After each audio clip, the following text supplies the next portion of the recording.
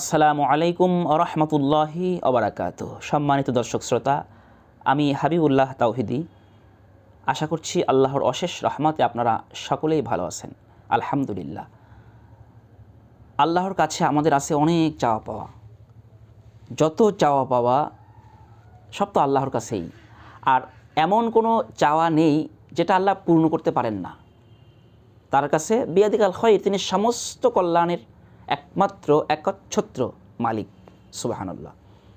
ইন্নাল্লাহ আলা কুল্লি শাইইন কদির। তিনি হচ্ছেন সমস্ত ক্ষমতা, সমস্ত শক্তি, সব কিছুর একচ্ছত্র অধিপতি। সুবহানাল্লাহ। তো তিনি পারেন না এমন কিছু নাই। আর তার রহমতের ভাণ্ডারে, দয়ার ভাণ্ডারে, রিজিকের ভাণ্ডারে কোনো কিছুর অভাব আছে এরকম কিছু নাই। তিনি সব কিছু দিতে পারেন, সকল দোয়া কবুল করতে পারেন। তিনি যদি বান্দাদেরকে সব দিয়ে দেন, বান্দা যা চায় সব দিয়ে দেন, তার দয়া থেকে, তার রহমত থেকে, তার রিজিকের ভাণ্ডার থেকে কিঞ্চিত পরিমাণ কমবে না। সুবহানাল্লাহ। তো আল্লাহ রব্বুল আলমিনের কাছে আছে আমাদের অনেক চাওয়া, অনেক পাওয়া। আল্লাহ দিতে প্রস্তুত, কিন্তু আমরা নিতে পারি না। কিভাবে আমরা চাইব, কিভাবে আল্লাহ আমাদের দোয়াগুলো কবুল করবেন? দোয়া কবুলের অন্যতম একটি মাধ্যম হচ্ছে ইসমে আজম। রাসূলুল্লাহ সাল্লাল্লাহু আলাইহি ওয়াসাল্লাম একদিন দেখলেন এক ব্যক্তি দোয়া করছেন, আল্লাহুম্মা ইন্নী আসআলুকা বিআন্নী আশহাদু আন্নাকা আনতাল্লাহ লা ইলাহা ইল্লা আনতাল আহাদুস সামাদুল্লাযী লাম ইয়ালিদ ওয়া লাম ইউলাদ ওয়া লাম ইয়াকুল লাহু কুফুয়ান আহাদ। আল্লাহ রাসূল সাল্লাল্লাহু আলাইহি ওয়াসাল্লাম তাকে জিজ্ঞেস করলেন যে তুমি কি জানো যে তুমি কি দোয়া পড়লে?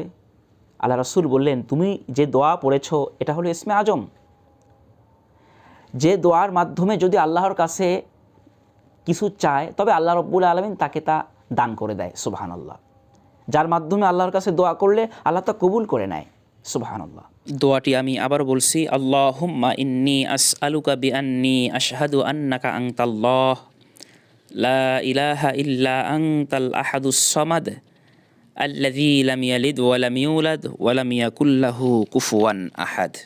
এখানে দোয়াটির বাংলা উচ্চারণ দেয়া আছে, তবে যারা আরবি পারেন তারা অবশ্যই আরবি দেখে পড়ার চেষ্টা করবেন, কারণ বাংলা দেখে পড়তে গেলে টান গুন্নাহ এবং হরফের উচ্চারণ সঠিকভাবে হবে না।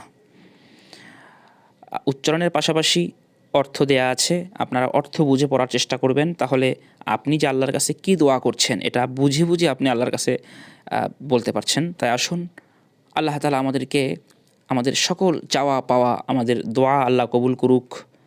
ইসমে আজমের আমল করার তৌফিক আল্লাহ আমাদের দান করুক। আসসালামু আলাইকুম ওয়া রাহমাতুল্লাহি ওয়া বারাকাতুহু।